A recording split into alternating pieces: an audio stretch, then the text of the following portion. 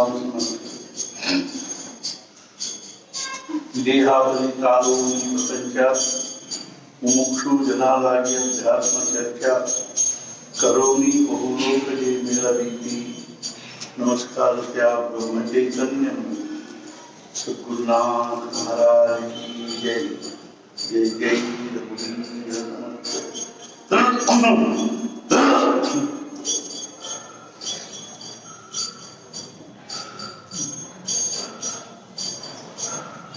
समर्थ सद्गुरु श्री ब्रह्मचैतन्य महाराज त्या कृपेने सद्गुरु श्री ब्रह्मानंद महाराजांच्या कृपेने तसेच संत श्रेष्ठ सद्गुरु श्री ज्ञानेश्वर माऊलींच्या कृपेने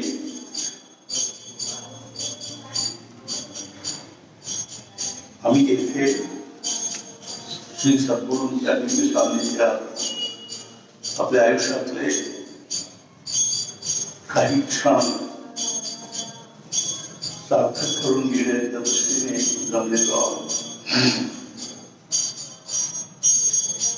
मी परवा एक त्याच्यामध्ये सांगितले प्रवचनामध्ये मराठी कामध्ये आठवत नाही पण दोन्हीमध्ये सांगितले असेल किंवा नाही की आपल्याला माणसाला अनुभवाशिवाय जगणे शक्य नाही. लहान मुलापासून किंवा लहानपणापासून एक एक क्षण आम्ही अनुभव घेत असतो. अनुभवाच्या आधारावरच आपले जीवन बनत असतो. अगदी लहान मुलगा समजा दिव्याला हात लावायला गेला तर दिवा हात फोडला त्याला अनुभव आला. पण दुसऱ्यांदा तुम्ही हात घेऊन असं केले की तो रडू लागेल म्हणजे मला पोहतं असं त्याला वाटत. पण ज्या गोष्टीचा त्याला अनुभव असत नाही तो पाईप तर विंचू पकडले त्याला त्याचा अनुभव नाहीये किंवा साप पकडले त्याला अनुभव नाहीये. अनुभव आपण बघूनच किंवा आपण उपभोग करून किंवा आपल्याला आलेला अनुभवच आपल्या अनुभवाच्या पदरी करतात असे नाहीये. ಕೆಲವೊಮ್ಮೆ ಬಲ್ಲವರಿಂದ ನೋಡಿ म्हणजे आपल्या कामगिरीमध्ये एक पद आहे.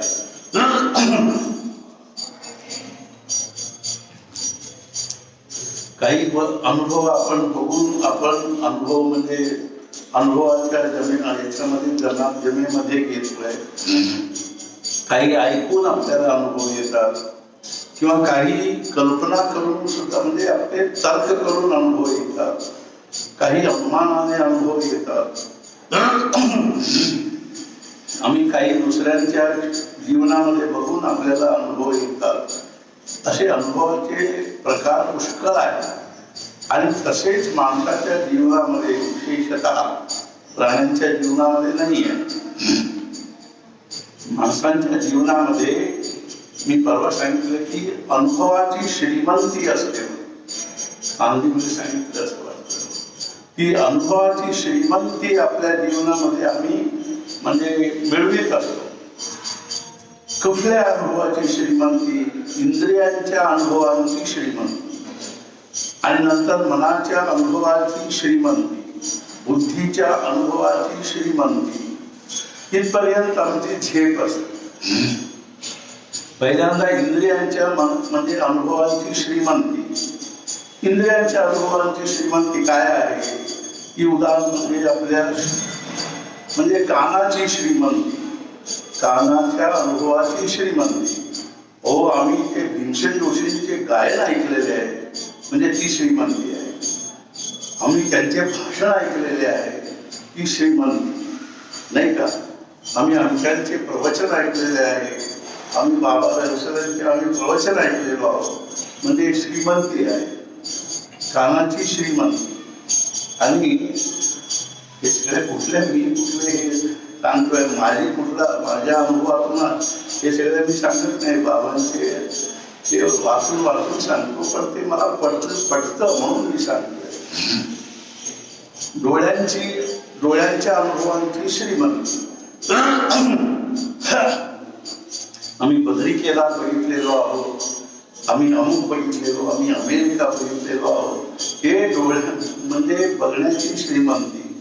आणि आम्ही असे आमचे काही म्हणजे आपल्याला चित्र विचित्र बघून महाराजांना कोणीतरी काय म्हटले, महाराज मी अमक्या देशामध्ये गेलो होतो, देशाला तिकडे अमके आश्चर्य बघितले म्हणते. देर आर 7 वंडर्स असे होते ना, आता ते 8 काय 9 झालेले असं म्हणतात. म्हणजे असे आश्चर्य गोष्टी बघून आलो म्हणते. तेव्हा महाराज म्हटले आश्चर्य बघण्यासाठी तुम्ही एवढे लांब कशाला गेला म्हणाले, आपल्यामध्ये किती आश्चर्य आहे. तर महाराज म्हणाले की काय आश्चर्य आहे. महाराज म्हणाले जे आम्ही आम्हाला कळू लागल्यापासून आम्ही जे मी म्हणतो आहे, तो मी कोण आहे काय आहे आम्हाला माहिती नाही. आश्चर्य आहे. आम्ही आमचे व्यवहार त्या मी म्हणत आमचा जो व्यवहार चाललेला आहे, संबंध व्यवहार, मी आलो, मी बसलो, मी खालो, मी प्यालो, म्हणजे मी असे आमचा जो व्यवहार चाललेला आहे, तो मी कोण आहे हे आम्हाला आजपर्यंत म्हणजे कल्पना नाही. म्हणूनच काय आहे की आपल्यामध्ये 2 मी आहे. एक म्हणजे खोटा मी आहे, एक खरा मी आहे. एक मिथ्या मी आहे, एक सत्य मी आहे. जीव शिव दोघे एकासनी बैसोनी. हे दोन्ही एकासनावरच बसलेले, बाजूबाजूला बसलेले आणि शेजारीच बसलेले. सुपर्णा संज्ञा सखाया समान वृक्षम परिशस्व जेथे. 2 पक्षी एकाच झाडावर बसलेले आहेत. अशी एक वेदामध्ये ऋग्वेदामध्ये मंत्र आहे. वेदांमध्ये सुद्धा ही एक कल्पना आहे की 2 पक्षी एका झाडावर बसलेले आहेत. आणि त्याचे थोडेसे सांगतोय काय की कसे बसलेले आहेत. एक पक्षी अगदी उंचावर बसलेला आहे, अगदी टोकावर, आणि एक पक्षी खाली बसलेला आहे. आणि वरचा जो पक्षी बसलेला आहे तो आपले शांत बसलेला आहे, तो इकडे तिकडे बघत नाही सुद्धा. आणि खाली बसलेला जो पक्षी आहे तो अतिशय चंचल आहे. तो सारखे इकडे तिकडे असे बघत असतो. आणि त्याला काय की पुष्कळ प्रकारचे फळ दिसतात त्या वृक्षामध्ये. पिवळे आहेत, लाल आहेत, तांबडे आहेत, निळे आहेत, असे अनेक सुंदर फळ दिसतात. ते फळ दिसल्यावर त्याला काय वाटतं की हे फळ फार म्हणजे गोड असेल, हे फळ फार गोड असेल असं त्याला वाटतं. तेव्हा ते फळ खाल्ल्यानंतर त्याला गोड वाटतं. गोड वाटल्यानंतर त्याला काय वाटतं की सगळे फळ गोड असतील असे समजून आणि दुसरे फळ खाल्लं. ते दुसरे फळ खाल्ल्यावर ते फार कडू असतं. कडू फळ खाल्ल्याबरोबर त्याचे तोंड फार वेळ आपलं होतं. म्हणजे असे हे होऊन अगदी म्हणजे निरस होऊन जातं. तेव्हा ते अगदी गप्प बसतो आणि त्याला वाईट वाटतं, काय किती कडू आहे. तेव्हा ते सहज त्या पक्षीकडे बघत आणि दोघे मित्रच आहेत. कळत आहे ते दोघे जे आहेत जीव शिव एकासनी बैसोनी. जीव आणि शिव दोघे मित्रच आहेत. आणि ते कसे आहे, त्याचा जो जीव आहे तो खोटा मी आहे, तो खरा त्याला अस्तित्व नाही. जीव हा भ्रम वैतपसारा, हा भ्रम आहे, संभ्रम आहे. अर्थात म्हणजे तो त्या पक्षीकडे बघितल्यावर त्याला काय वाटतं, अरे किती स्वस्थ शांत बसलेला आहे. मला किती म्हणजे मन अस्वस्थ आहे, चंचल आहे. मला सारखे म्हणजे मी कर्मफळ भोगणारा जीवरूपी पक्षी आहे. आणि तो कर्मफळ न भोगणारा, नाहम करता नाहम भोगता असं म्हणणारा तो पक्षी आहे. मी काही केलेलं नाही, मला काही नको आहे आणि मला त्यातून काय मिळवायचं नाहीये असे तो पक्षी आहे. आणि परत हा त्या पक्षीकडे बघितलं त्याला वाटतं की आपण हे किती म्हणजे छान आहे, अगदी शांत बसलेला आहे. म्हणून तो त्याच्याकडे जावं म्हणून तो एक खांद्यावर दुसऱ्या खांद्यावर जातो. तिथे आणखी छान फळ दिसतात. दिसल्यानंतर तो तिकडे जाण्या विसरून जातो आणि परत दुसरे फळ खातं. ते परत गोड लागतात आणि गोड लागल्याबरोबर परत त्याला वाटतं की हे सगळे गोड असतील. आणखी नंतर परत एक परत त्या पक्षीकडे बघितल्यानंतर त्याला परत वाटतं की अरे हे नकोच आहे, आपल्याला ते पाहिजे आहे. परत त्याला म्हणजे तिकडे लक्षात तेवढ्यात तो त्याच्याकडे जावं म्हणून आणखीन वरच्या फांद्या होतात, तेव्हा तिकडे आणखीन सुंदर सुंदर फळ असतात.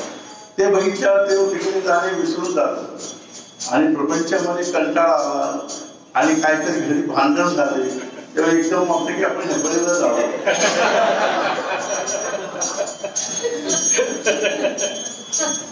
आता 2-3 दिवसात हेबळीला जावं असं वाटलं आणि दुसऱ्या दिवशी काहीतरी आणखीन एक कसा प्रसंग घडतो की परत हेबळी विसरून जातो.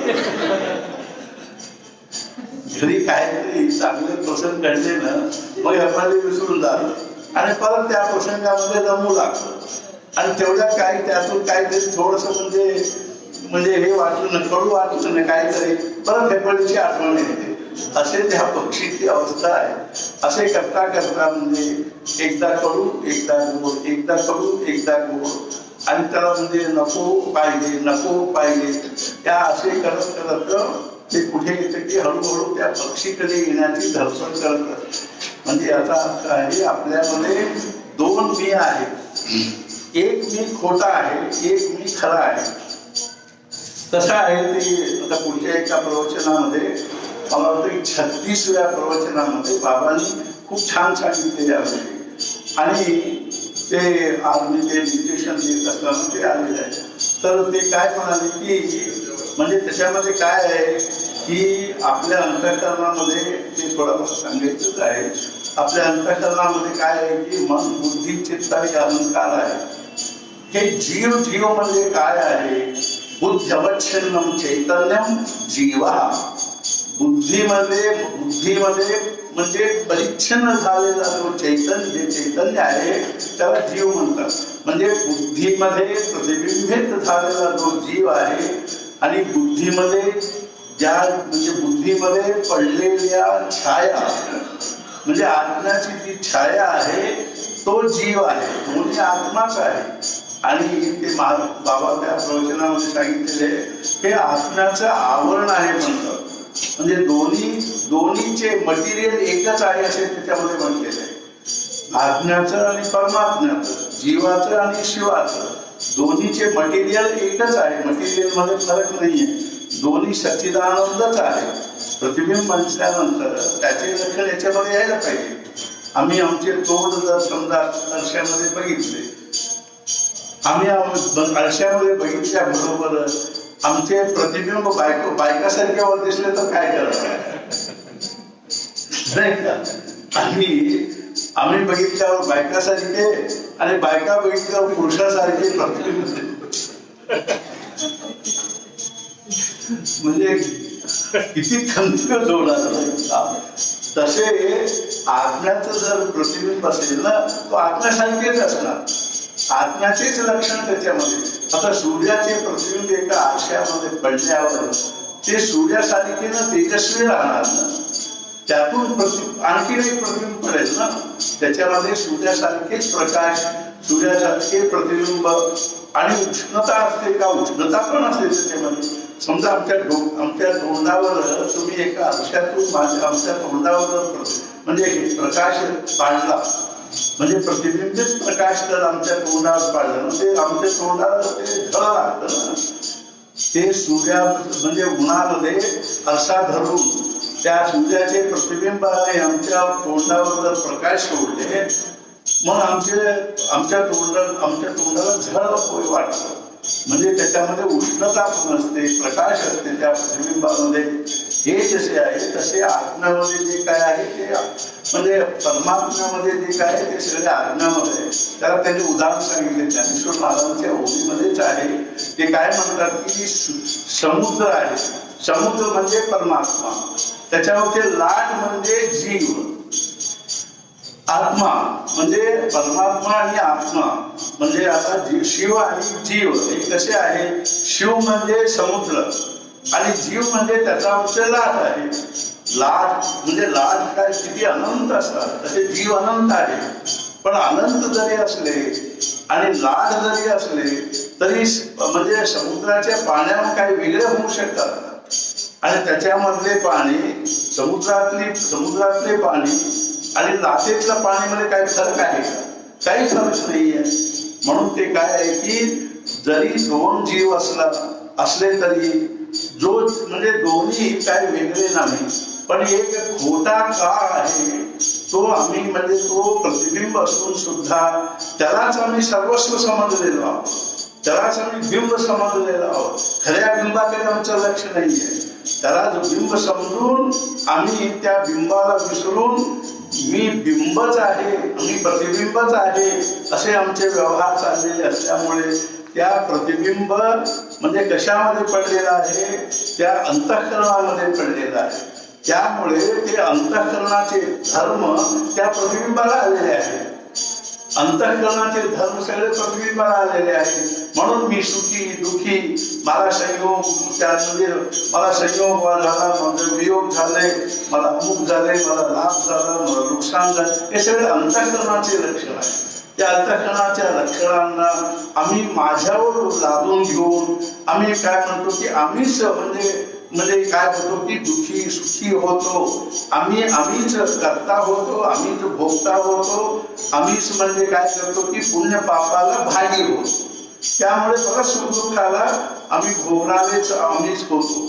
मग काय करायला पाहिजे, याच्यामध्ये अंतःकरणामध्ये जो प्रतिबिंब पडलेला आहे तो प्रतिबिंब नाहीसा केल्याशिवाय तुम्ही बिंबाकडे जाऊ शकत नाही.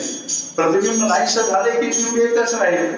मग प्रतिबिंब नाहीसा कसे होणार, त्याला म्हणजे प्रतिबिंब नाहीसा होण्यासाठी त्यांना सुंदर उदाहरण सांगतात. ते काय म्हणतात की एका सरोवरामध्ये एका तळ्यामध्ये सूर्याचं प्रतिबिंब पडले, चंद्राचं प्रतिबिंब पडलेलं आहे. प्रतिबिंब कुठपर्यंत असणार, जोपर्यंत त्या तळ्यामध्ये पाणी आहे तोपर्यंत प्रतिबिंब असणार. म्हणजे याचा अर्थ काय झाला, जोपर्यंत अंतःकरण आहे तोपर्यंत प्रतिबिंब आहे. म्हणजे जोपर्यंत मन आहे तोपर्यंत मी खोटा मी आहे. आणि तुम्ही मन मग काय होईल, ते तळातले पाणी सुकून गेले, वाळून गेले, मग प्रतिबिंब कुठे आहे. हे जसे आहे तसे आपले अंतःकरण नाहीसे झाल्याशिवाय, आमचे मन मेल्याशिवाय, आम्ही आमच्या मनाला मारून टाकल्याशिवाय, नाश केल्याशिवाय, त्याला शून्य केल्याशिवाय, त्याला अमनस्क केल्याशिवाय, त्याला म्हणजे मुन्मन केल्याशिवाय, ते मनाचे अस्तित्व पुसून टाकल्याशिवाय आपले जीव परत जाणार नाही. म्हणून हे सगळी खटपट कशासाठी आहे, आम्ही आपले मन नाहीसे करण्याकरिता आहे. मग नाहीसे करायचे म्हणजे मन जाणार कुठे, ते काय, ते आत्म्यामध्येच म्हणजे जाणार, आत्म्याशी तादात्म्य होऊन जाणार मन. आणि आपले मन आत्म्याशी तादात्म्य होण्यासाठी अडचण काय आहे, आपले मन आत्म्याशी तादात्म्य होण्यासाठी आपल्या मनातले दोषच म्हणजे त्याला म्हणजे हे आहे, कारण आहे, म्हणजे ते अडचण आहे. आपल्या मनामध्ये काय दोष आहे, आपल्या मनामध्ये दृश्य भरलेलं आहे. ते दृश्यच आपल्या मनाला त्या परमात्म्याशी तादात्म्य करून घेऊन, त्या परमात्म्याशी तादात्म्य होऊन आपल्यामध्ये पडलेल्या प्रतिबिंबाला बिंबाशी तादात्म्य करण्यासाठी आपण आपल्या मनाला त्या म्हणजे बिंबाशी तादात्म्य करायला पाहिजे. त्यासाठी आपल्या मनामध्ये तसे अडचण काय आहे, तर आपल्या मनामध्ये भरलेले जे दोष आहे ते दोषच हे काय आहे की आपल्याला अडचण आहे. पण प्रश्न काय निर्माण होतो, पण तसा आत्मा आपल्यामध्ये म्हणजे तसे परमात्मा स्वरूप आपल्यामध्ये कसे आहे, कसा आहे तो, म्हणजे तो अत्यंत सूक्ष्म आहे. म्हणजे इतका सूक्ष्म आहे की ज्ञानेश्वर महाराजांचा एक शब्द आहे, त्याला तो इतका सूक्ष्म आहे.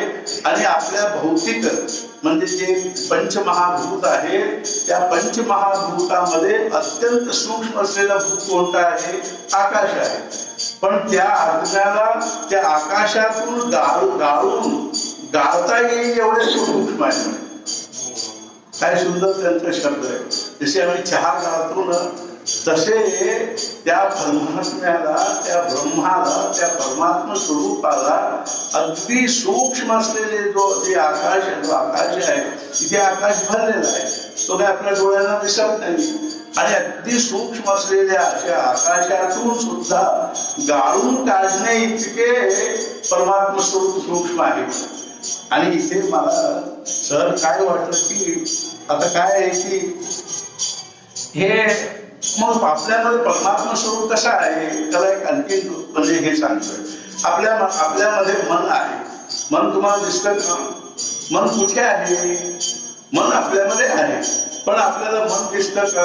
डोळ्याला दिसत नाही, कानाला ऐकू येत नाही, त्याला स्पर्श करता येत नाही, त्याला अस्तित्व म्हणजे त्याला इतके सूक्ष्म विचित्र विलक्षण अस्तित्व आहे त्या मनाला.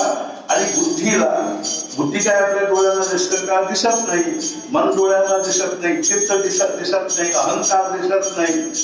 मग हे सगळे किती सूक्ष्म असतील सांगा. आणि हे मन बुद्धी चित्त हे सगळे राहू एक मन तेवढे घ्या, किंवा हे मन आपल्याला काय हे काय आपल्याला दिसत नाही. संबंध शरीरामध्ये व्यापून आहे आपले मन, पण तरी सुद्धा ते दिसत नाही. पण गंमत काय आहे, मग तो आत्मा सुद्धा म्हणजे मनासारखेच आहे असं म्हणण्यासारखे असे म्हणता येईल की नाही ना. आपला जो अंतःकरणामध्ये जो आत्मा आहे किंवा परमात्मा आहे किंवा ब्रह्म आहे आपल्या अंतःकरणामध्ये, तो परमात्मा किंवा ते ब्रह्म आणि तो आत्मा म्हणजे मनासारखेच आहे का? नाही, मनासारखे नाहीये. ते मनापेक्षाही सूक्ष्म आहे. आणि मन सुद्धा आपल्याला कुठे दिसत आहे? मन तुमचे मन दाखवा म्हणजे कसे दाखवणार? आणि आपल्याला कधी आपले मन आणखीन एक गोष्ट सांगतो. तर महाराज काय म्हटले, आणखीन एक गोष्ट सांगतो म्हटले. तुम्ही एवढे आश्चर्य बघायला, चमत्कार बघायला एवढे लांब कशाला गेला? आपल्यामध्ये किती चमत्कार भरलेले आहेत. त्यातले त्यांनी एक पहिली गोष्ट सांगितले की जो मी म्हणून आम्ही जो व्यवहार करतो आयुष्यभर, तो मी कोण आहे, काय आहे, कसा आहे हे आपल्याला आजपर्यंत कळलेलं नाही. इतकेच नव्हे, ज्याला तो मी कळला ना तो संतोषच झाला ना. ज्याला तो मी कळला तो सुटला. त्याला सगळे म्हणजे त्याचे सगळे दुःख नाहीसे झाले, बंधन नाहीसे झाले. तो साक्षात परमात्मा स्वरूपच झाला. तर काय त्याला तो काल मला कोणीतरी विचारले की ज्ञानेश्वरीच्या बद्दल. मी म्हटलं ते मोठे ज्ञानेश्वरी घ्या म्हटलं.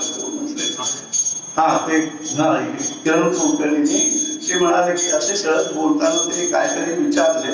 ते म्हटले की आत्मा म्हणजे आपल्यामध्ये आत्मा आहे वगैरे आणि आत्मसाक्षात्कार वगैरे म्हणजे काय वगैरे असे म्हटले. ते कसं असतं वगैरे म्हणजे ते ज्ञानेश्वरी घ्या म्हटलं.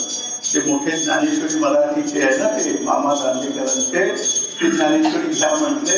ते पहिल्यांदा काढा म्हटले. तिथे एक फोटो आहे म्हटले.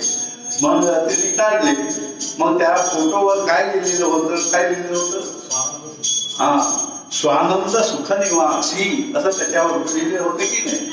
स्वानंद सुखनिवासी म्हणजे काय? स्व म्हणजे आपले, आनंद म्हणजे आपल्या आनंदामध्ये सुखाने निवास केलेले.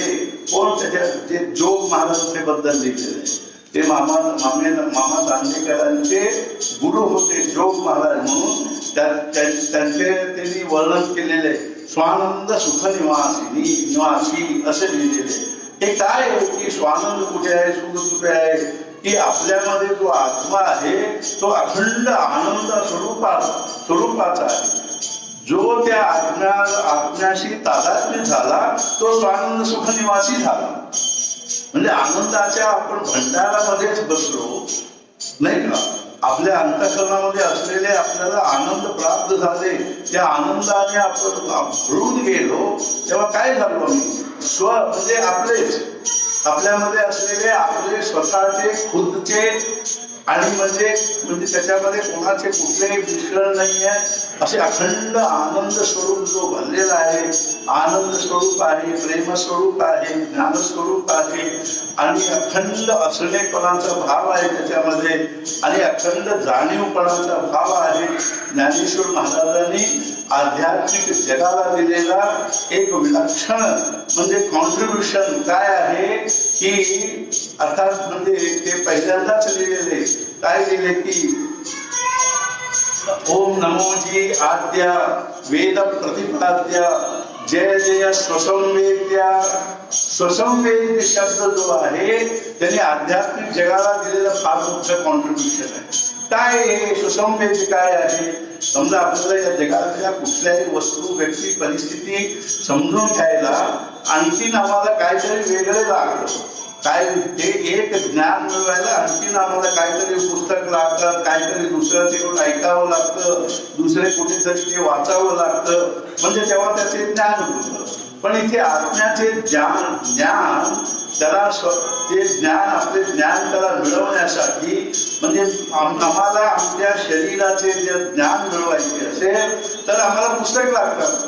म्हणजे डोळ्यांचे ज्ञान मिळवायला आम्ही डोळे संबंधी पुस्तक वाचावं लागतं की नाही. आय स्पेशलिस्ट वगैरे कसे होतात ते जसे शरीराचे जर अभ्यास करायचा असेल किंवा शरीराला समजून घ्यायचं असेल, शरीर काय चीज आहे समजून घ्यायचं असेल त्याला पुस्तक असतात, त्याला शिक्षण असतं. दुसऱ्यांच्या कडूनच मला शेवटी शिकावं लागतं की नाही. पण इथे काय आहे की आता त्यांना दुसऱ्यांकडून शिकावं, त्या आत्म्याला आपले स्वरूप ज्ञान प्राप्त करून घेण्यासाठी त्याला दुसऱ्यांचे आश्रय घ्यावं लागत नाही. म्हणून ते काय म्हणतात, ओम नमोजी आद्या, ते आद्य आहे. अर्थात म्हणजे काय आहे की वेद प्रतिपाद्य, वेदच त्याला थोडे प्रतिपादन करू शकले. आणि जय जय स्वसंवेद्य, त्याला आपल्याला ओळखण्यासाठी समजण्यासाठी त्याला बाहेरचे काही पुस्तक किंवा त्याला काही म्हणजे कोर्स लागत नाही, ट्रेनिंग लागत नाही किंवा कोचिंग करावं लागत नाही, त्याला काही पुस्तक वाचावं लागत नाही. आत्म्याला आपले ज्ञान करून घेण्यासाठी त्याला दुसरे काही लागत नाही. तो स्वतःच आपल्या ज्ञानाने आपण संपन्न आहे, त्याला स्वसंवेद्य म्हणतात. तो स्वसंवेद्य आहे, आपल्याला आपण ओळखून असलेला आहे. असे जो आत्मा आहे तो कसा आहे की इतका सूक्ष्म आहे, आपल्यामध्ये आहे.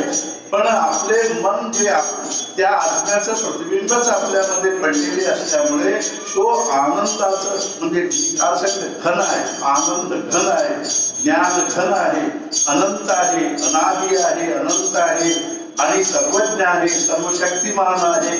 मी आता सांगितलं काय काय की जसे समुद्रातल्या पाणीमध्ये जे काय म्हणजे हे आहे, पाणीची जी मटेरियल आहे, पाण्याचे तेच म्हणजे त्या लाटातले पाण्याचे मटेरियल आहे. त्यातून समुद्रातून एक थेंब जरी बाहेर काढून आम्ही टेस्टट्यूब मध्ये त्याची जर परीक्षा करून घेतली, त्या समुद्राच्या पाण्याचे आणि एक थेंब पाण्याच्या गुणधर्मामध्ये काही फरक आहे का? काही फरक नाही. हे जसे आहे तसे परमात्म्यामध्ये जे लक्षण आहे ते आत्म्यामध्येच आहे. पण आपल्याला ते ओळखण्याकरिता, ते समजून घेण्याकरिता किंवा त्याचे ज्ञान होण्यासाठी आपल्याला बाहेर काही हे करावं लागणार नाही. पण काय करावं लागणार आहे, त्या आत्म्याशी तादात्म्य झाले आपण आपल्या मनाने त्या आत्म्याशी तादात्म्य झालो की आपण ते तत्स्वरूप होऊन जातो. पण ज्या मनाने आपल्याला त्याच्याशी तादात्म्य व्हावं लागतं ते मन आपल्यामध्येच आहे आणि संबंध शरीराला व्यापून आहे. इथेच अडचण आहे. ते संबंध शरीराला व्यापून जे आहे ना तेच अडचण आहे. ते शरीराला त्याची व्याप्ती जी आहे ते शरीरामध्ये व्याप्तीच शून्य व्हायला पाहिजे, कमी होत यायला पाहिजे. म्हणजे आपण आपल्या शरीराला विसरायला पाहिजे असं झाले की नाही. आपले मन आपल्या शरीराला व्यापून असल्यामुळे ते काय झालेले आहे की ते मन शरीर रूप झालेलं आहे. शरीराशी तादात्म्य, शरीरच होऊन बसलेलं आपले मन, ते शरीरच झालेले आपल्या मनाला ते शरीरातून काढायचं आहे. ते शरीरातून काढून कुठे त्याला म्हणजे अडकवायचं आहे, कुठे कशाशी त्याचे म्हणजे संबंध जोडवायचा आहे किंवा म्हणजे त्याला म्हणजे चिकटवायचं आहे. तर त्या आत्म्याला चिकटवायचं आहे. त्या आत्म्याला चिकटवायला आपले मन आपल्या ज्याच्यामध्ये ते व्यापलेलं आहे त्याच्यातून येतो निश्चलती मनश्चंचलमस्थिरं ततस्ततो नियम्येत आत्मन्येव वशेन. पण मग हे मन कसे आहे, मग इतके सूक्ष्म आहे, मग परमात्मा याच्यापेक्षा सूक्ष्म काय आहे, त्याच्यापेक्षा सूक्ष्म आहे असे तुम्ही म्हणता. मग त्या दोघांमध्ये असलेल्या सूक्ष्मपणामध्ये फरक आहे. ते इतकं सूक्ष्म असून सुद्धा आपले मन मटेरियल आहे आणि तो इमटेरियल म्हणजे इमटेरियल म्हणतात ना, अभौतिक आहे, अनमटेरियल इमटेरियल. तो अभौतिक आहे म्हणजे हे भौतिक आहे आणि तो अभौतिक आहे, हे तेवढं त्यातले फरक आहे. इतके आपले मन सूक्ष्म असून सुद्धा ते मन कसे आहे की भौतिक आहे, म्हणजे भौतिक जगाने बनलेले आहे. ते कळलं काय? इतके सूक्ष्म आहे, आकाशापेक्षाही सूक्ष्म आहे आपले मन. पण तरी सुद्धा आपले मन जे आहे भौतिक आहे, जड आहे, दृश्य आहे, आणखी म्हणजे स्थूल आहे. आणि इतकेच नव्हे, जगा दृश्यातले घाण भरलेले आपले मन आहे. आणि ते मन शुद्ध व्हायला पाहिजे, सूक्ष्म व्हायला पाहिजे, म्हणजे अभौतिक व्हायला पाहिजे, तेव्हा ते मन त्याच्याशी तादात्म्य होईल. हे भौतिक कसे म्हणता तुम्ही? म्हणजे आपले मन कशाने झालेले आहे? म्हणजे अन्नाने झालेले आहे. जैसे खावे अन्न वैसे होवे मन. म्हणजे आपल्या कर्माने झालेले आहे. आपले कर्म आम्ही जसे करतो तसे संस्कार होतात. त्या संस्काराला अनुसरून आपली बुद्धी बनते आणि प्रवृत्ती स्वभाव बनतो. स्वभावाला अनुसरून बुद्धी मन वगैरे बनतात. आपण जे कर्म करतो त्या कर्माने सुद्धा आपले मन, नाहीतर मन परिवर्तन करायला जगामध्ये काळ म्हणजे त्याला आधारच, म्हणजे त्याला काहीतरी म्हणजे साधनच नसायला पाहिजे होतं. आपण आता म्हणजे महान म्हणजे दुष्ट आहोत, क्रूर आहोत, वाईट आहोत, पापी आहोत असे जरी असले तरी सुद्धा आपण या जन्मीच म्हणजे अत्यंत म्हणजे शुद्ध म्हणजे सत्पुरुषच होऊ शकतो. म्हणजे अत्यंत निर्मल मनाचे, अत्यंत शांत मनाचे, अत्यंत म्हणजे दुष्टपण संपूर्ण नसलेल्या मनाचे, म्हणजे अगदी कोमळ स्वभावाचे, मृदू स्वभावाचे, एका शब्दात सांगायचं म्हणजे सत्पुरुषच होऊ शकतो. ज्यांच्या मनामध्ये दया आहे, क्षमा आहे, शांती आहे, समाधान आहे, सगळ्या प्राणीमात्रांमध्ये प्रेम भाव आहे, ज्या म्हणजे सत्पुरुषांचे जे लक्षण आहे त्या सगळे लक्षणांचे तद्विरुद्ध लक्षण जरी आपल्यामध्ये असले, आपल्या मनामध्ये, असे मन सुद्धा आम्ही काय करू शकतो की त्याला आमूलाग्र परिवर्तन करू शकतो. कशाने? कर्माने करू शकतो. आणि केवळ कर्माने नव्हे, त्याला अनुसरून आणखीन पुष्कळशा गोष्टी आपल्याला म्हणजे काय करावं लागतं, ते त्याला म्हणजे करावं लागते ऍडिशनली. काय त्याच्यामध्ये एक आणखी त्याच्यामध्ये एक महत्वाची गोष्ट आहे, अन्न. जैसे खावे अन्न वैसे होवे मन. म्हणजे अन्न शुद्धीने, अर्थात म्हणजे हे आहे ना ते सत्वशुद्धी, आहार शुद्ध सत्वशुद्धी.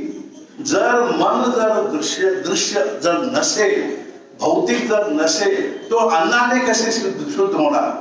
म्हणजे भौतिक द्रव्यानेच ते शुद्ध होत असे सिद्ध झाले की नाही? मग त्याचे असे हे अन्नाबद्दल सांगतात. ते अन्न जेव्हा आम्ही खातो त्यातले जास्तीत जास्त म्हणजे ते काय 70% 80% पेक्षा जास्त, त्याच्यापेक्षाही जास्त मलमूत्रच होऊन जातं. जे आम्ही अन्न खातो त्याच्यामध्ये 60-70% मलमूत्रच होऊन जातं. आणि त्याचे थोडे भाग जे आहे ते मांस, रक्त किंवा अस्थी वगैरे वगैरे बनतात. तर काय बाकी सगळे जे काय आपल्या शरीरामध्ये भरलेले जे मटेरियल्स आहे ते त्या अन्नानेच ते निर्माण होतात. आणि त्यातले आणखीन सूक्ष्म तर त्यातले स्थूल भाग सगळे मलमूत्र होऊन जातात. आणि त्यातले त्याच्याहून सूक्ष्म भाग थोडे थोडे ते रक्त, मांस वगैरे बनतं. नाहीतर अत्यंत म्हणजे आजारपणाने म्हणजे आपले सगळे आम्ही कोरोना होऊन आलो तेव्हा माझे वेट वगैरे बघितले तर 71.5 होतं. मी म्हटलं किती 25 वर्ष झाले मी धडपडतो आहे, 1 किलो कमी झाले नव्हतं. म्हणजे आम्ही हॉस्पिटलला जाऊन आलो आणि 71 किलो म्हणजे झाले. म्हणजे आता 79 झालेले, परत 8 किलो वाढलेला आहे. पण हे कशाने वाढले? अन्नानेच वाढले नाही का? आपण जेवण करत गेलो की नंतर हळूहळू त्या मांस, अस्थी वगैरे सगळे म्हणजे परत भरून गेले. मग तरी सुद्धा त्यातले अत्यंत सूक्ष्म तत्वाने ते मन बनतं. म्हणजे मन दृश्य झाले की नाही, ते अन्नाने आत्मा बनतं का? नाही बनत. आत्मा दृश्य नाही आहे. ते आपण जे अन्न खातो त्या अन्नाने आत्म्यामध्ये काही फरक पडणार नाहीये. तो आत्मा निर्विकार आहे, म्हणजे तो निसंग आहे, निर्विकार आहे, निर्गुण आहे, निराकार आहे. तसे मन सुद्धा काय निर्विकार नाहीये, विकारमय आहे, पण निराकार आहे. मन काय आहे? आत्म्यासारखे निराकार आहे, आपल्याला तो दिसत नाहीये. पण त्या मनाला, अर्थात त्या मनाला आपण परिशुद्ध करत गेलो कशाने? कर्माने. आपले कर्माची प्रवृत्ती आमूलाग्र परिवर्तन करायला पाहिजे. म्हणजे आपण जे कर्म करत होतो पूर्वी, म्हणजे आम्ही जेव्हा म्हणजे वाईट होतो तेव्हा जे कर्म करत होतो ते कर्म संपूर्ण म्हणजे सोडून देऊन आपण जे सज्जन लोक किंवा साधू लोक किंवा सत्पुरुष जे कर्म करतात ते कर्म जर आम्ही करू लागलो, अक्षरशः वर्ष 2 वर्षातच आम्ही म्हणजे ते सगळे आमचे म्हणून महाराज नेहमी काय म्हणायचं, झाले गेले विसरून जा म्हणायचं. किती जरी वाईट असलो बदलायला काही वेळ लागत नाही आपल्याला. आपण आज ठरवलं बस आजपासून मी सज्जन होण्याचा प्रयत्न करीन, साधू होण्याचा प्रयत्न करीन, म्हणजे चांगला होण्याचा प्रयत्न करीन, असे जर आम्ही ठरवून आपले कर्म हळूहळू बदलत चाललो की आपले मन सुद्धा बदलू लागतं. आणि त्याला अनुषंगाने त्याच्याबरोबर आमचे आहार विहार सुद्धा बदलावं लागतं. म्हणून मी नेहमी आहाराबद्दल सांगत असतो की आहारामध्ये काय आहे की 4 दोष आहेत. म्हणजे ते दोष काढून जर आहार सेवन केले तर ते म्हणजे अन्न, खाल्लेले अन्न, तो आहार जो आहे ना, आपल्या मनाला शुद्ध करायला ते पोषक होत. ते दोष काय आहे? पहिले दोष म्हणजे संग्रह दोष. आपण कसे संग्रह करतो याचे परिणाम आपल्या मनावर होत. म्हणजे आम्ही म्हणजे वाईट व्यवसायाने आणि खोट्या व्यवसायाने जर संग्रह करत असलो त्या पैसेहून आणलेल्या म्हणजे आपले अन्नाचे परिणाम, म्हणजे अन्न म्हणजे धवस धान्य वगैरे, त्यातून बनलेले अन्नाचे परिणाम मनावर परिणाम करतात. अन्नाचं मनावर परिणाम होतं, मन वाईट होऊ लागतं. मन जे आहे ना, म्हणजे ते मन अशुद्ध होऊ लागतं. म्हणून ते आहार याच्यामध्ये आहार शुद्ध करून घेण्यामध्ये पहिला आहारमध्ये असलेल्या दोषामध्ये पहिला दोष म्हणजे संग्रह दोष आणि दुसरे दोष म्हणजे संस्कार दोष. जे स्वयंपाक करणारे असतात ते अगदी सुप्रेमाने सद्भावनेने हे अन्न खाऊन त्यांना सुख होऊ देत, त्यांना समाधान होऊ देत, त्यांचे चांगले होऊ देत आणि त्यांना म्हणजे त्यांचे आरोग्याने किंवा प्रेम मनाने ते चांगले होऊ देत या भावनेने, म्हणजे अगदी निस्वार्थपणे निष्कपटपणे म्हणजे निर्मल भावनेने जर आपण अन्न तयार केले ते अन्न खाल्लेल्यांचे मन शुद्ध होऊन जात. म्हणून संस्कार दोष. म्हणून घरी बायका जेव्हा स्वयंपाक करतात तेव्हा प्रेमाने करायला पाहिजे. आणि अगदी महत्वाची गोष्ट म्हणजे ते नामस्मरण करत किंवा काहीतरी भगवंताचे म्हणजे काहीतरी स्मरण करत जर त्यांनी स्वयंपाक केले त्याचे परिणाम ह्याच्यावर होत. एक बाई माझ्याकडे आली, फार पूर्वीची गोष्ट आहे. तर ती बाई काय म्हणाली की माझा नवरा फार विचित्र आहे म्हणजे. मी वाईट दृष्ट वगैरे काय म्हटलेलं नाहीये, फार विचित्र आहे म्हणजे. मग काय करतो ते काय की त्यांना माझे माहेर म्हणजे त्यांना इतका छीड आहे. ते आमच्या माहेरचे लोक कोणीतरी आमच्या घरासमोरून गेले तर तो माझी साडी फाडून टाकतो म्हणे. ते इकडून कशाला जातात म्हणजे अक्षरशः हुबळी वाजली बाई आणि ते अक्षरशः माझी साडी जर ते वाळत टाकलेली असेल ना त्याला आग लावतो म्हणे. आणि सारखे मला ओरडत असतो, सारखे हे करतोय, तुझा बाप असा कशाला, तुझी आई असे कशाला, तुझा भाऊ असे कशाला वगैरे वगैरे सारखे त्यांचे हे घेऊन ती तो म्हणजे हे करत असतो. त्यामुळे मला खूप त्रास होतो. मग मी काय काय मत करणे त्याला एक असे करा, तुम्ही एक काम करा, त्यांना मी अक्षरशः काय सांगितलेलं आहे की एक एक तांदूळ तुम्हाला जेव्हा वेळ असेल एक एक तांदूळ श्रीराम जय राम जय जय राम श्रीराम जय राम जय जय राम श्रीराम जय राम जय जय राम श्रीराम एक तास बसून तुम्ही एक एक तांदूळ राम नाम घेत घेत एक एक तांदूळ म्हणजे असे बाजूला करा आणि ते तांदूळ मुख्य असलेले तांदूळ घालून तुम्ही ते भात करून त्यांना वाढा म्हटलं. तुम्हाला आश्चर्य वाटेल ते असे जर 6 महिने गेल्या 6-7 मध्ये वर्षभर केल्यानंतर ती बाईच मला म्हणाली की आणखीन एक गोष्ट सांगतो. काय विलक्षण हे असतं आम्हाला ते काय झालेले आमचे जे ब्रेन आहे ना ते ब्रेन वॉश झालेले आहे. काय ते ब्रेन जे आहे ना ते भ्रष्ट झालेलं आहे. खरं या वैज्ञानिक संस्कृती भौतिक संस्कृती आणि देहबुद्धिवाद इतके प्रचंड देहबुद्धिवाद वाढलेला आहे.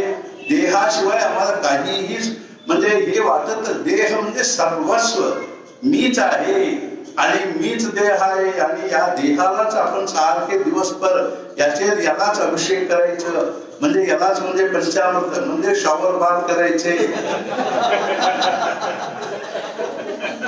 यालाच म्हणजे पंचामृत म्हणजे कळलं ना ते पंचामृत म्हणजे शॅम्पू सोप ते आता पंचामृत सारखेच येतात ना शॅम्पू त्यामुळे यालाच म्हणजे अभिषेक करायचं आणि यालाच नंतर म्हणजे गंध वगैरे लावायचं म्हणजे हे आपले लावून घेतो ना ते पावडर म्हणा स्लो म्हणा वगैरे गंध लावून घ्यायचं हे सगळे करून शेवटी यालाच याचेच अलंकार करायचं दिवसभर.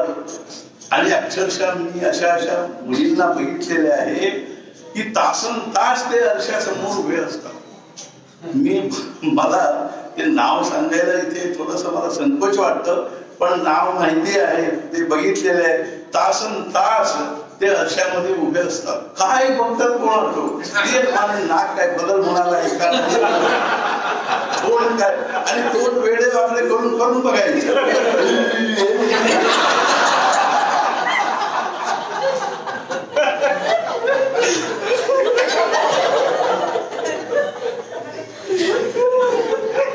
आधीच वेळे वाटले असतं वेळे वाटले असू दे. आणि ती बाई मला म्हणाली की म्हणजे ते इतके विचित्र म्हणजे स्वभाव ते थोड्या दिवसाने ती मला म्हणाली की आता हळूहळू कमी होऊ लागली म्हटले प्रवृत्ती. आणि एखाद वेळ ते आमचे आई वडील कोणी आमच्या घरासमोरून गेले ना ते असे कोणाच ठेव पण ते गप्प बसलेले बसतात कोणाच. तसे आहार दोषामध्ये संस्कार दोष फार महत्वाचा आहे.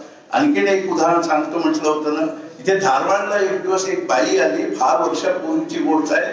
ती काय म्हणाली की आमच्या घरी सगळं चांगलं आहे.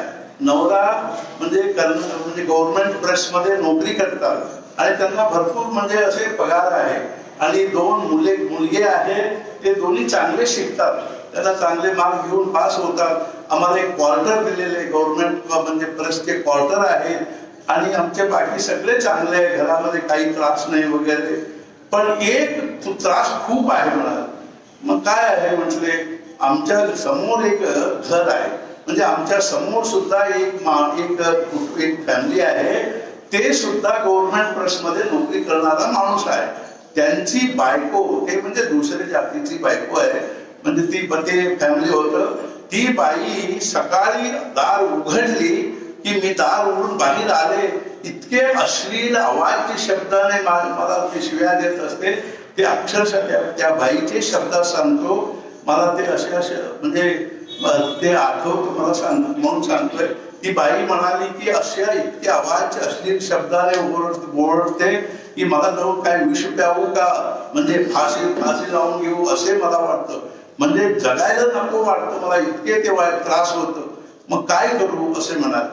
मी त्या बाईला म्हटलं तुम्ही असे करा तुम्ही 13 गुरुवार येऊन जावा म्हटलं. 13 गुरुवार इथे महाराजांच्या दर्शनाला येऊन जावा आणि रोज 5000 जप करा म्हटलं. हो म्हणाले मी करते म्हणाले. ब्राह्मणांची बाई होती ती तर ते मी करते म्हणाले. मग ते सुरू झाले त्यांचे प्रति गुरुवार किंवा रविवार काहीतरी सांगितलं होतं ते येऊन दर्शन करून जाईल गुरुवारच. म्हणजे तेव्हा नवरा म्हणजे नोकरीला गेलेला असतो आणि मुलं शाळेला गेलेले असतात म्हणून ते असे त्यांचे सगळे करून मग धारवाडून काय ती बाई यायची आणि प्रसाद वगैरे घेऊन जायचे. नंतर मला 10व्या गुरुवारी ती बाई भेटली. मी त्याला विचारलं किती गुरुवार झाले, म्हणजे 10 झाले. मग तुमचे कसे काय चाललेले? ओ 3ऱ्या गुरुवारीच माझा प्रश्न सुटला. बरोबर कसं काय म्हटलं मी, मला आश्चर्य वाटलं.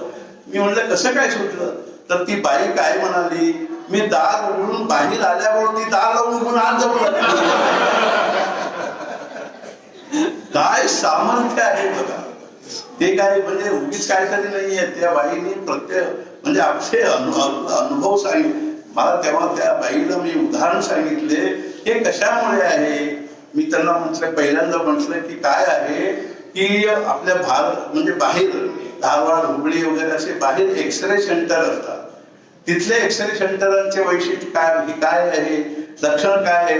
तिथे ते जे एक्सरे काढतात ते एक्सरे मध्ये ते तुम्हाला तुमच्यामध्ये काय दोष आहे ते दाखवतात एवढेच. पण इथे एक एक्सरे सेंटर आहे म्हटलं. इथे महाराजांचे एक्सरे सेंटर आहे. या एक्सरे सेंटरचं वैशिष्ट्य असं आहे, तुम्ही अगदी भावुकतेने, प्रेमाने, भक्तीने आणि निष्ठेने, तळमळीने तुम्ही इथे येऊन फक्त महाराजांच्या समोर आणि त्यांच्याकडे जर तुम्ही पाहत बसला तर अक्षरशः ते एक्सरे असे आहे इथले तुमच्यातले दोष काढून टाकतात. म्हणजे असे एक एक्सरे इथे आहे. ती काय बाई काय म्हणाली, तुम्ही 5000 जप करा म्हटला ते बरोबर आहे, पण तुम्ही 13 गुरुवार यायला का सांगितलं असे ती बाई विचारल्यावर मी हे सांगितलं. तेव्हा मग मी त्याला म्हटलं की त्याला कारण काय आहे, तुम्ही 5000 जप करू लागला त्याच्यामुळे व्हायब्रेशन जे तिथे निर्माण होऊ लागले आणि घरी बाकी कोणी करत नाहीये. हे सगळे आपण फक्त ऐकून सोडायचे नाहीये. याच्यामध्ये काय मर्म आहे.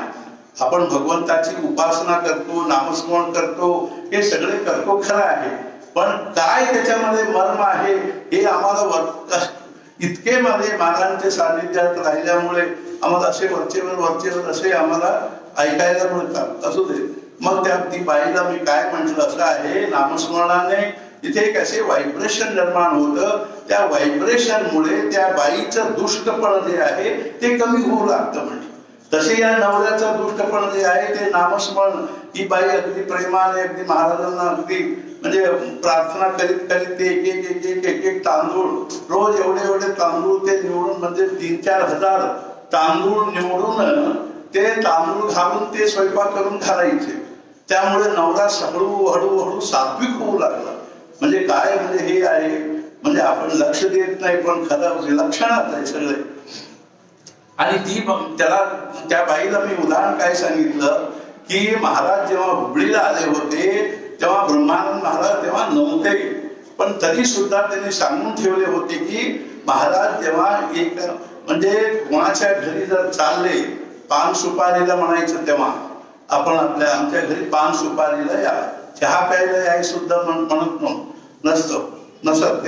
ते पान सुपारीला जेव्हा चालले एकाच्या घरातून दुसऱ्यांच्या घराकडे जाताना ते वाजवीत वगैरे जाणे, काय सारखे वाजवीत जाणे ते काय चांगलं वाटत नाही. तुम्ही त्यांच्या समोर एक म्हणजे मशाला धरा म्हणाले. इकडून तिकडे जात असताना म्हणजे दिवसात सुद्धा त्याला दिवा मशाला असं म्हणतात. रात्रीचे मशाला नाही, दिवा म्हणजे दिवसाचा मशाला धरा म्हटले. आणि असे कोणीतरी एक मुलगा असे घेऊन पुढे चाललेला असायचा. महाराज आपल्या लोकांच्या बरोबर चाललेले असायचे.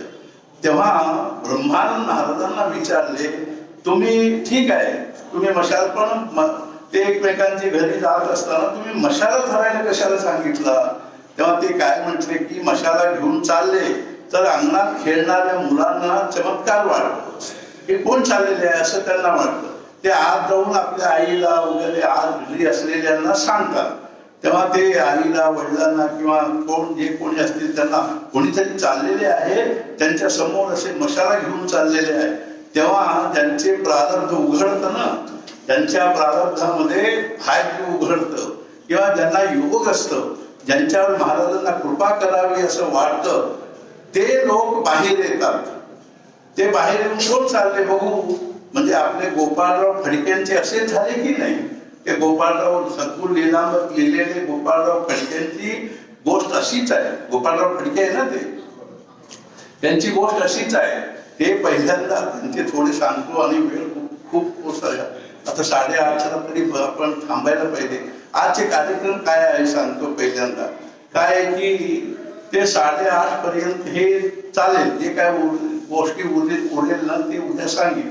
तर ते काय आहे 8:30 ते 9:30 पर्यंत ते काय होईल की म्हणजे आपले 10 पर्यंत जेवण खाण वगैरे सगळे उरकून 10 वाजता आपली प्रदक्षिणा घालायची आहे.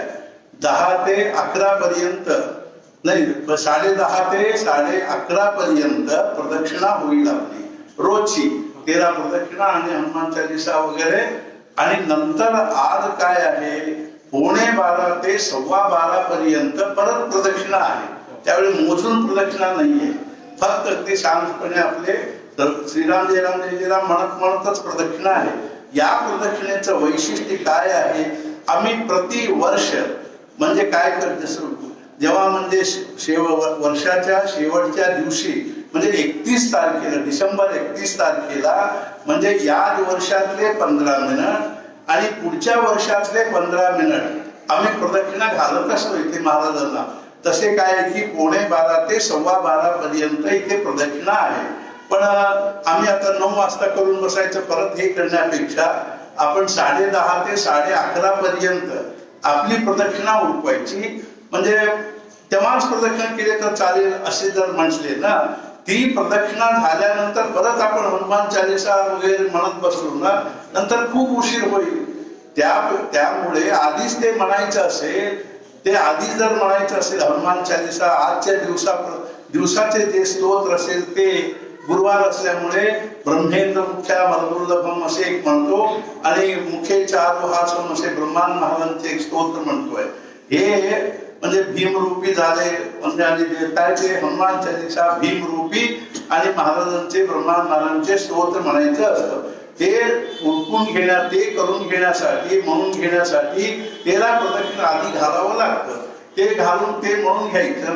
तोपर्यंत 11:30 झाल्यावर एक 5-15 मिनिट आपण इथे जप करत बसायचं. बरोबर 11:45ला ते प्रदक्षिणा सुरू करायचे आणि बरोबर 12:15ला ते संपून नंतर प्रसाद देतो. दोन्ही प्रसाद म्हणजे या प्रदक्षिणेचा आणि त्या प्रदक्षिणेचा दोन्ही प्रसाद आपण तेव्हा आणि प्रसाद घेऊन मग विश्रांती घ्यायची असे असल्यामुळे आता म्हणजे 10:30 पर्यंत म्हणजे आपल्याला वेळ असल्यामुळे मी म्हंटल की आता ते रवी विचारायला आला होता. मी म्हंटल की मी 8:30 पर्यंत ओढतोय आणि पुढे तू आरती सुरू कर. मग नंतर आज उत्सवाची आरती असल्यामुळे महाराजांचे 5 आरती म्हणतात. आणखीन ब्रह्मान महाराजांचे 3 आरती म्हणतात. म्हणून रोजच्या पेक्षा अर्धा तास आणखीन जास्त लागतं. आणि म्हणजे ते सगळं अष्टावधान वगैरे व्यवस्थित होतं. त्यामुळे ते शेवटी म्हणजे 10:30 पर्यंत येतं. 10:30 ते 11:30 आमची प्रदक्षिणा आम्ही रोजचे करून घेऊ. म्हणूनच मी 8:30 पर्यंत म्हणजे हे चालवायला मी थोडीशी धाडस केलेली आहे. म्हणून मी सांगतोय. आता काय झालंय की महाराज काय म्हटले की ते लोक बाहेर येऊन थांबतात किंवा बाहेर येऊन कट्ट्यावर उभे राहून किंवा आपल्या दाराशी उभे राहून ते बघतात कोण चाललेले. तेव्हा महाराज असे एकदा बघितले ना त्यांचा उद्धार होऊन जातो. हे ब्रह्मान महाराजांची भावना बघा कशी आहे. आणि महाराजांचे की एक दृष्टीपात झाले तर मी काय म्हटलं त्या बाईला म्हणून मी तुम्हाला इथे या म्हटलं. याचा अर्थ असा आहे त्यांची दृष्टी आमच्यावर पडू दे या भावनेने तुम्ही इथे जर म्हणजे नियमितपणे येऊ लागला तर तुम्हाला निश्चितच म्हणजे चांगले होईल असे मी त्या बाईला सांगितलं होतं. त्या बाईला इतकी निष्ठा बसली. ती म्हणाली मी आयुष्यभर आता तिला इकडे येणे वगैरे ते धावलं आहे की नाही हेही माहिती नाहीये. पण काय असतं की डॉक्टरांच्याकडे औषध घेऊन ते रोग बरं झाल्यानंतर परत जर डॉक्टर भेटायला पाहिजे असं काही नाहीये.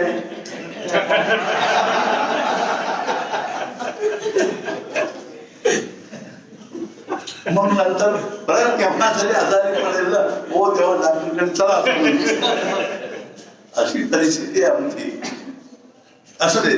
तर गोपाळराव खडक्यांचे काय झाले हे म्हणजे पहिल्यांदा म्हणजे हे काय होते हे साधू संतांना मानत नसत आणि हे वैद्य होते. आणि बेळगावला तिथे याच्यामध्ये शहापूरमध्ये एक छोटीशी एक म्हणजे कपाटमध्ये आपले औषध वगैरे ठेवून घेऊन ते तिथे कोणाला औषध वगैरे देत असत आणि असे आपले त्यांचे चाललेले. हे राष्ट्रप्रेमी होते, ते नॅशनलिस्ट होते. तर त्यांना म्हणजे राष्ट्राबद्दल जास्त हे होतं आणि राष्ट्राबद्दल जे म्हणजे कार्य करणारे होते त्यांच्याबद्दल विशेष त्यांना म्हणजे त्यांना सद्भावना वगैरे होती. असे ते शहापूरमध्ये राहिलेले होते. नंतर काय झालं की ते तिथून शहापूर मधून ते काय कारणांतराने कागवाडला गेले. कागवाडला घेऊन जाऊन तिथे पण ते हे करत असतात, वैद्यकीय करत असत.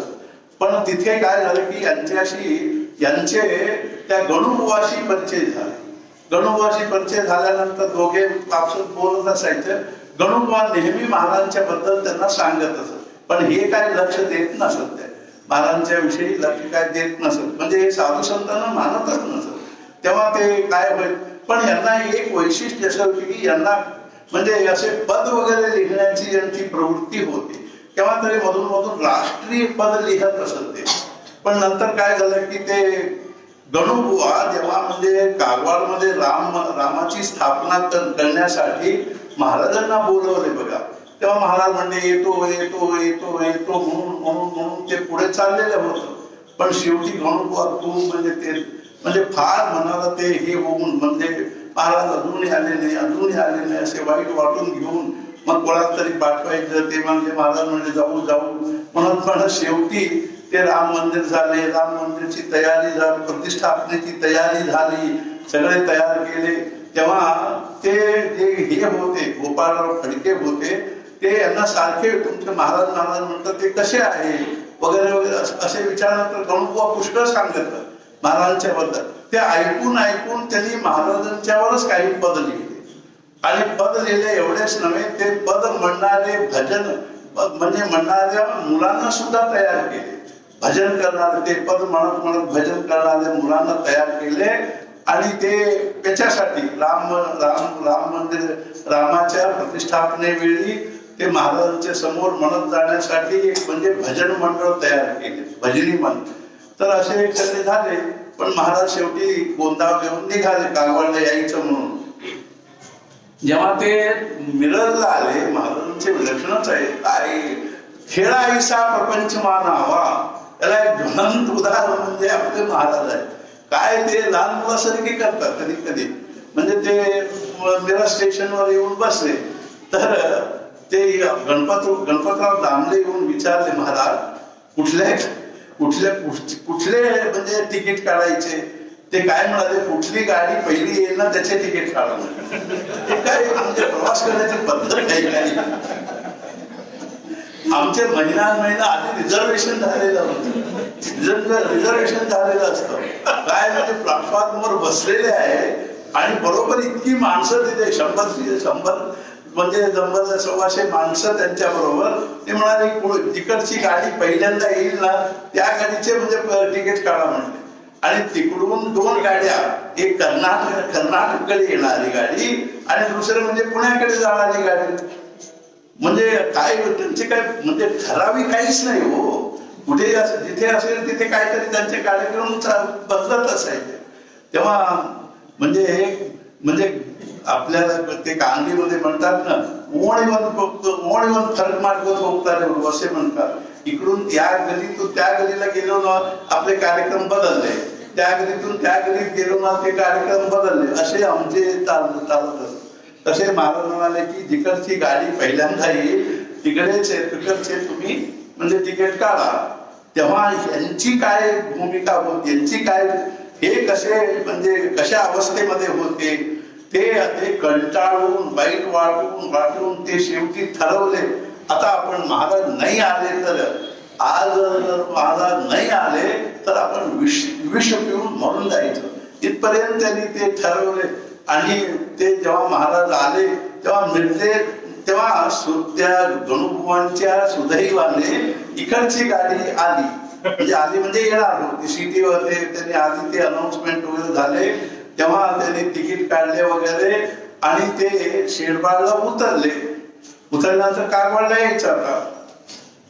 तर नंतर तिथून शेडबाळहून एका माणसाला पुढे पाठवले, तू बाकी काही करायचं नाही, तू पळत जा.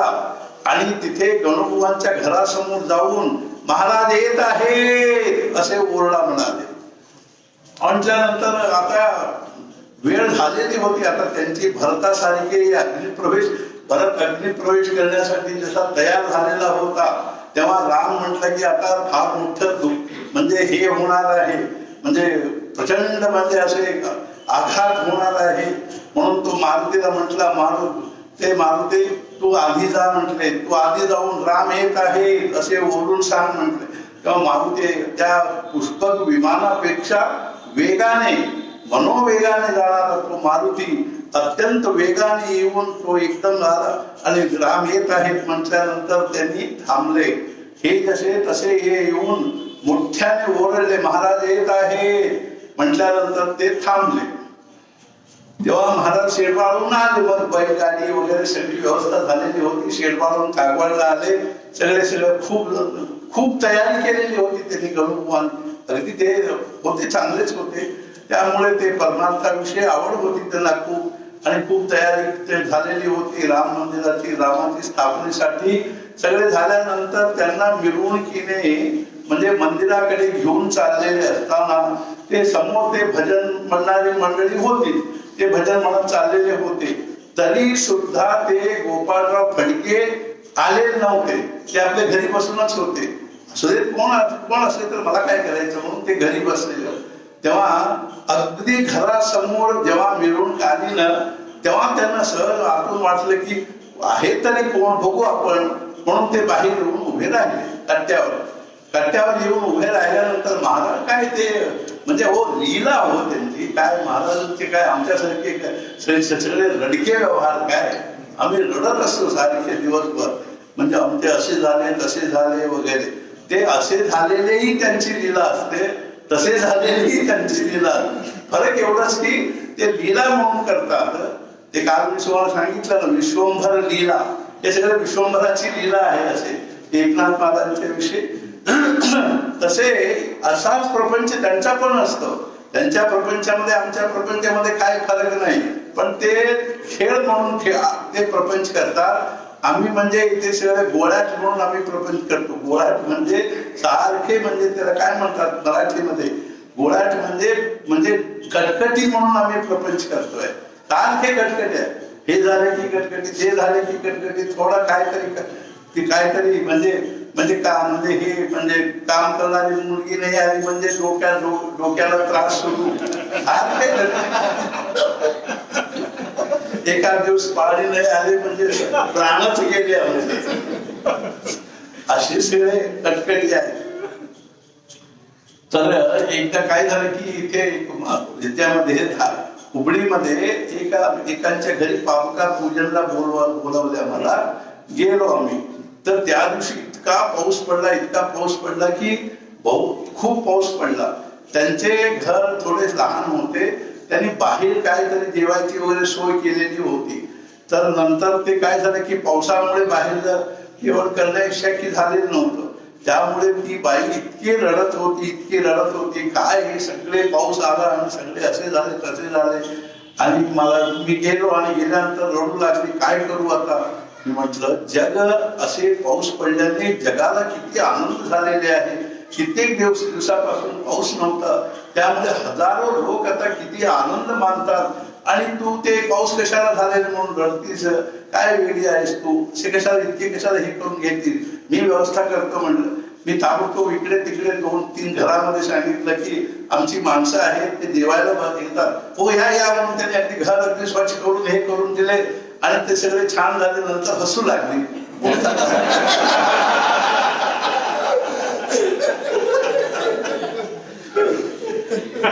ती म्हणाली आम्ही केलेलं होतो व्यवस्था त्याच्यापेक्षाही चांगलं झालं. म्हणजे मूळ काय असतो म्हणून काहीतरी थोडीशी अडचण आली की आम्ही इतके काय आकाश कोसळून पडल्यासारखे होत. पडव हे आकाश कोसळून तरी आणिकाची वासन पाहू अशी आमची भूमिका पाहिजे असू दे. तेव्हा ते जाता महाराज त्यांची दृष्टीमध्ये फरक आहे हो. ती साधी दृष्टी वेगळी असती, कृपा करण्याची दृष्टी वेगळी असती, ते तिसरी दृष्टी वेगळी असते.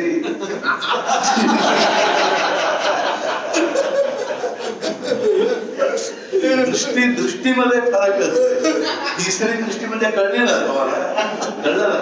ते शंकराची इथे एक दृष्टी असते ना, ती काढले की भस्म सगळे.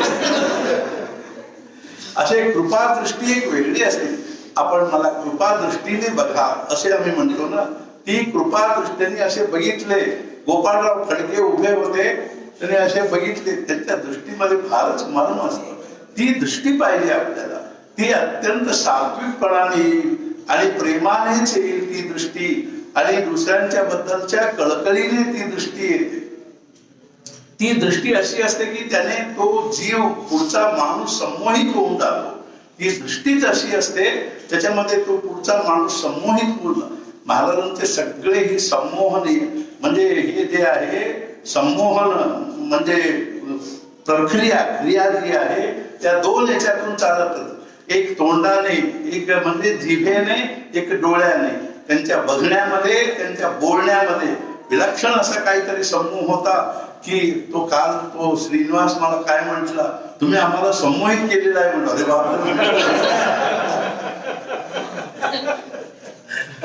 तो म्हणजे गोशाळेला जातो म्हटला. म्हणजे कशाला, अजून लहान आहे, तो मायनर आहे, तुझी जबाबदारी आई बाबांना आहे, आम्हाला आहे, म्हणून तू मधून तू मेजर झाल्यानंतर तू ठरव काय करायचं ते. आता सध्या नको म्हण, आता तू अजूनही तुला 9 वर्ष आहे, अजूनही 7 वर्ष वेळ आहे त्याला. ते 16 वर्षाचं झाल्यावर, म्हणून आपल्या शास्त्रामध्ये सांगितले, त्याला मी सांगितलेले, लालये पंचवर्षाणी दशवर्षाणी काढे प्राप्ते षोडशे वर्षे पुत्रम मित्रवदाचरे. तुला 16 वर्ष झाल्यानंतर तुझा बाप तुझ्याशी काय हो मित्र काय म्हणता, कसं काय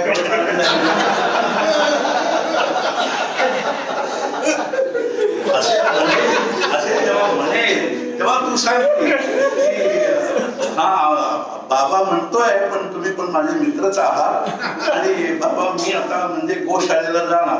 म्हणजे तू बेजार झालेला आहेस, मला तुला काय म्हणता येणार नाही आता, म्हणजे तुला काय वाटतं ते कर असे तो सांगेल म्हटलं. मग ठीक आहे म्हटलं, मग जा म्हटलं. हो काय हो तुम्ही आम्हाला संमोहित करून टाकता अर्थात म्हणजे काय म्हणतो की त्यांच्या दृष्टीमध्ये इतके विलक्षण संमोहन असतं. माणूस तिथे पडलाच समजायला पाहिजे. ते एकदा असे बघितले की तो पडलाच. म्हणजे ते तसे ते काय की गोपाळराव फडक्यांच्याकडे बघितले. काय आश्चर्य वाटण्यासारखी गोष्ट आहे. ते बघितल्या बरोबर आणि असे बघून मला पुढे चालले. त्या एका क्षणाच्या बघण्यामध्ये काल मी तुम्हाला एक गोष्ट सांगितली ना, आम्ही हलाहल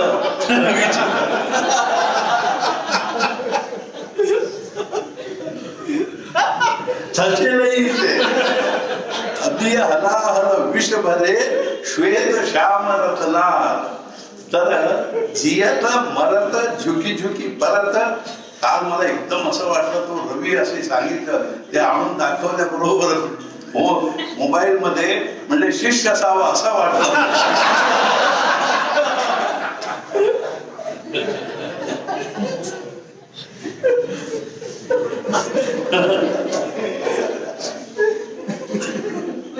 अशा गोष्टी लवकर सांगणार असू दे. श्वेत श्याम रत्ना जियत मरत झुकी झुकी परत. जही चितवत एक वार. एकदा आणि बघा की दोन्ही ते एकदा बघितल्यावर काय होतं आणि ही एकदा बघितल्यावर काय किती फरक आहे.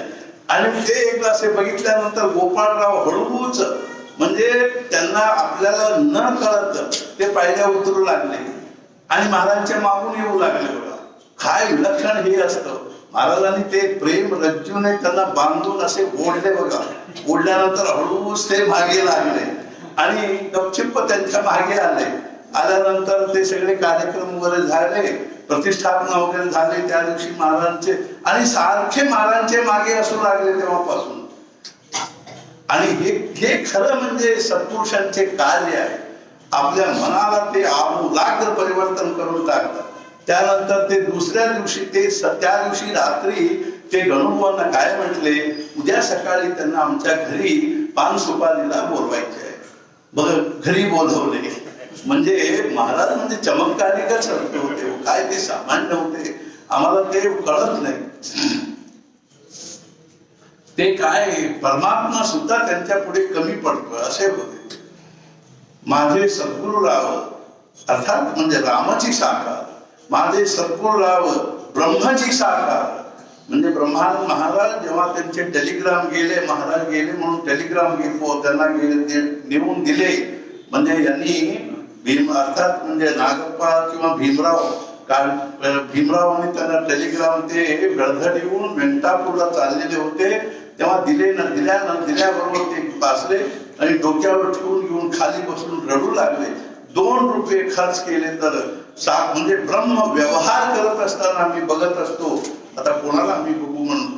अर्थात म्हणजे ते कठीण आहे. आपण श्रद्धेने आई DC आहे किंवा मिनिस्टर आहे असे काही असले तरी म्हणजे मोठ्या म्हणजे याचे व्यक्तित्वाची जर आई असली, राणी असली किंवा काहीतरी मोठी व्यक्तित्वाची बाई असली तरी त्या मुलाला, ते मांडीवर खेळणाऱ्या मुलाला त्याची काही कल्पना येऊ शकते का?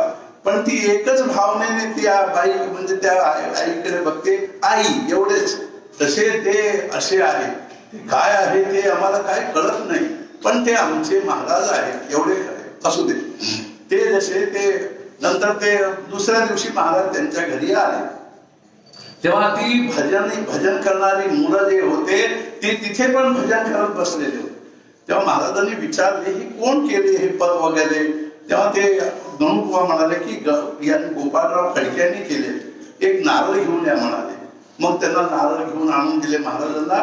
त्यांनी नारळ त्यांना त्यांच्या हातात देऊन म्हटले हे प्रसाद, काव्याचा प्रसाद घ्या म्हणाले. मग त्यांनी त्यांना नारळ दिले. नारळ दिल्यानंतर आणखीन त्यांना काव्याची व्युत्पत्ती सुरू झाली. मग आणखीन काव्याचे स्फुरण होऊ लागले. मग नंतर ते कागवाडहून औंधला गेले. ते औंध मध्ये थोडे दिवस राहिले. तिथे ते प्रतिवर्ष गुरुपौर्णिमा करू लागले. आणि एका गुरुपौर्णिमेला ब्रह्मानंद महाराज गेले होते. त्यांनी तिथे रात्रीभर नामस्मरण केलेले. त्यांच्या रात्रीच्या नामस्मरणामध्ये 1 तासभर ते ब्रह्मानंद महाराज सुद्धा तिथे केले. त्यावेळी गणुबुवांनी 13 श्लोक लिहिलेले होते.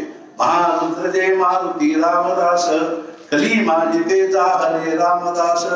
हे 13 श्लोक जे आहेत 13 श्लोक लिहिलेले होते त्यांनी ते ब्रह्मानंद महाराजांना दाखवल्यानंतर ब्रह्मानंद महाराज काय म्हणाले, या 13 श्लोकावरच 13 अध्याय लिहून टाका. तेव्हा त्यांचा आशीर्वाद झाला. तेव्हा त्यांच्या आशीर्वादाने ते स्वतः म्हणते ते नंतर सुद्धा 1913 पर्यंत ते नेहमी गोंदावले यायचं आणि महाराजांचे काही करायचं नाही इकडे तिकडे, आणि फक्त महाराजांच्या मागे मागे मागे मागे फिरत असायचं. ते जे काय बोलतील ते ऐकायचं आणि फक्त तिथे असायचं. नंतर त्यांनी सद्गुरु लीलामृत लिहिले आणि 1922 मध्ये पहिल्यांदा ते म्हणजे हे झाले, प्रिंट झाले. असू दे. मला काय म्हणायचं, त्यांची कृपा दृष्टी केवढी प्रचंड हे लक्षण असते. म्हणजे आपल्या अंतःकरणातले दोष ते काढून टाकतात.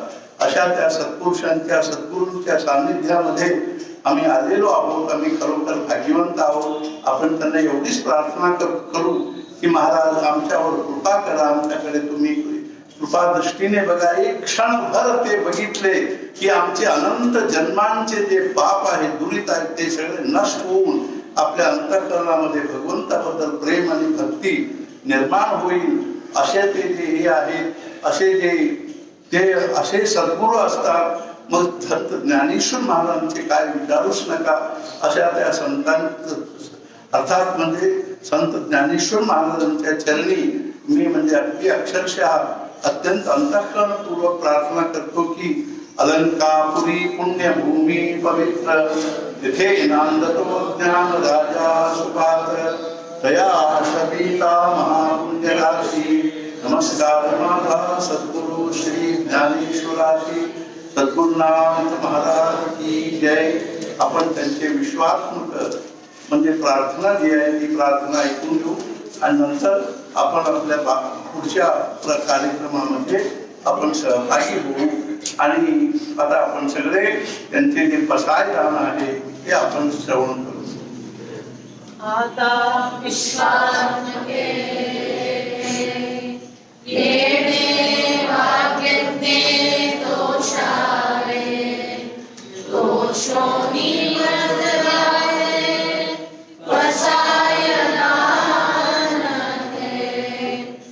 जय फळांची व्यंकटी सांडो तया सत्कर्मी रती वाढो भूता परस्परे घडो मैत्री वाचे दुरिताचे तिमिर जाओ विश्व सधर्म सूर्य भाओ जो देवांची तो तेला हो प्राणी जात वर्षत सकल मंगळी ईश्वर निष्ठांची मांदियाळी अनवरत भूमंडळी भेट दूता चला कल्पतरूंचे आरव चेतना चिंतामणीचे गाव बोलते जे अर्णव पीयूषाचे चंद्रमे जे अलांचन मातंड जे तापहीना ते सर्वाही सदा सज्जन सोय रे होतो किंबहुना सर्व सुखी पूर्ण होऊनी विधी लोकी भजितो आदि पुरुषी अखंडीर आणि ग्रंथोपजीविये विशेषी लोकीये दृष्टा दृष्ट विजये भोगावेजी एथ म्हणे श्री विश्वेश्वराहो हा होईल दान बसावो बेणे बरे ज्ञान देवो सुखिया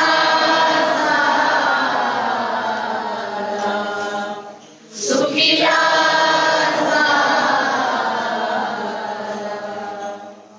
सद्गुरुनाथ महाराज की जय जय जय रघुवीर समर्थ समर्थ सद्गुरु श्री ब्रह्मचैतन्य महाराजांच्या चरणी अनन्यतेने प्रार्थना करतो की ते आपल्या सर्वांना आयुष्य आरोग्याने ऐश्वर देव तसेच भगवंताची भक्ती नामाविषयी अनन्य प्रेम आणि सद्गुरुविषयी अनन्य निष्ठा देव अशी प्रार्थना करून जानकी जीवन स्मरण जय जय राम. आता सर्वांनी म्हणजे प्रसाद घ्यावा आणि इथे आरती होईल.